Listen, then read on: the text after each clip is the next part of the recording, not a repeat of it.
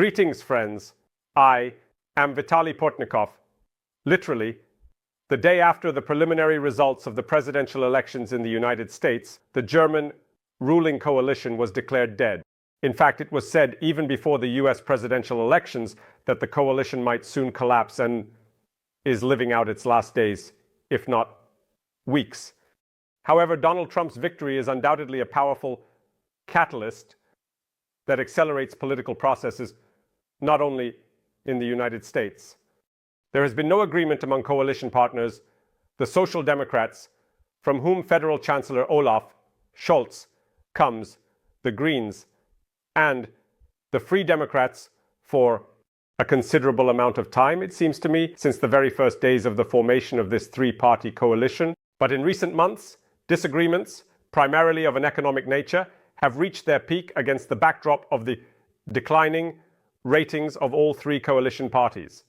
And it is obvious that in the Liberal Free Democratic Party, now led by former Finance Minister Christian Lindner, they decided that the continued preservation of the coalition could simply bury this party and deprive it of any chances of entering the German Bundestag for many years. The conflict between Scholz and Lindner ended with the latter's resignation, as well as all ministers from the Free Democratic Party from Scholz's government, and an insulting speech by the federal chancellor, addressed to his former coalition partner, now with only ministers from the SPD and the Greens remaining in Olaf Scholz's cabinet. The cabinet will no longer have a majority. It is practically impossible to form any new government in this parliament. Once upon a time, there was a split between the Social Democrats and the Free Democrats in the SDP and the PZ, led to the formation of a new cabinet, which was headed by the resigned Chancellor Helmut Schmidt, then just beginning his significant political career, the leader of the Christian Democrats, Helmut Scholz. However, the new coalition partners quickly held elections which confirmed that voters support this alliance. Now, even if we assume that the Free Democrats can agree on a coalition with the Christian Democratic Union, there simply is no majority to form such a government. And the real partner of the Christian Democrats for forming a cabinet then turns out to be the ultra-left alliance of Sarah Wagenknecht, which firmly opposes aid to Ukraine in the war with the Russian Federation. These disagreements have already led to the actual refusal to unite efforts with the alliance in forming the state government in Saxony. Thus, it cannot be claimed that such unity can be achieved at the national level. So, if we discard the fantastic options of returning to a grand coalition of Christian Democrats and Social Democrats, namely, such a coalition has led the country for almost the entire term, Angela Merkel, then there is only the trust in Olaf Scholz's government left.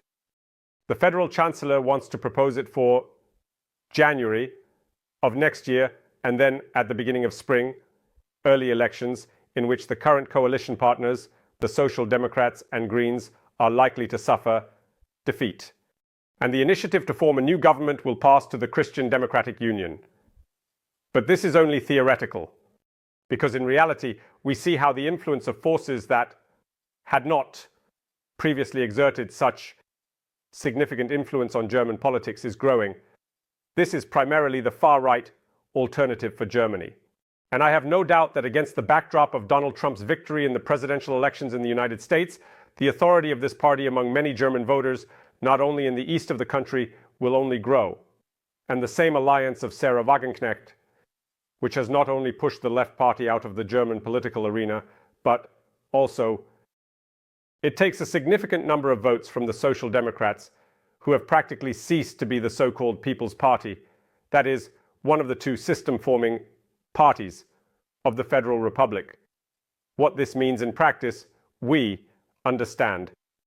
The very formation of a new German government may either again come down to a grand coalition or to some new three-party structure in which the partners will, simply put, hate each other.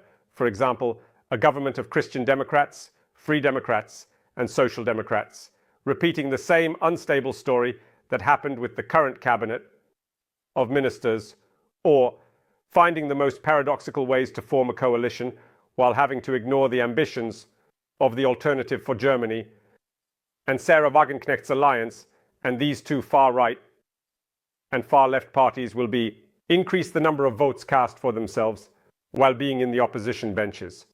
Because it is clear that the wider the ruling coalition, the more likely it is that the political ratings of its members will decline, and the more obvious it is that the ratings of opposition parties will rise.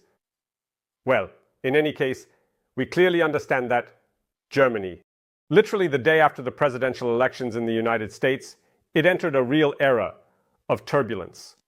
And actually, immediately after the new president in the United States begins to fulfill their duties, a new government will start working in Germany literally a few weeks after that, or at least efforts to form a new ruling coalition will begin, which means there will also be a new federal candidate. As we can see, Olaf Scholz's political career as the head of the German government may be quite short, not only due to the personal qualities of the former diligent minister in Angela Merkel's government, but also because the very structure of coalition formations in Germany no longer provides for any stability. Capable of offering the federal chancellor a more serious role than the one Olaf Scholz tried to play. Simply put, the era of Angela Merkel, when the federal chancellor was the undisputed leader of the country, has ended and made way for an era of constant political turbulence. And this is the process that the Germans still have ahead of them to get used to in the next period of Germany's political history. Thank you, friends. Stay on this channel. Subscribe to it. Use the subscription opportunities on Patreon, Buy Me a Coffee, and Donatello, which help develop these resources. Take advantage of sponsorship opportunities on YouTube itself. Peace to you.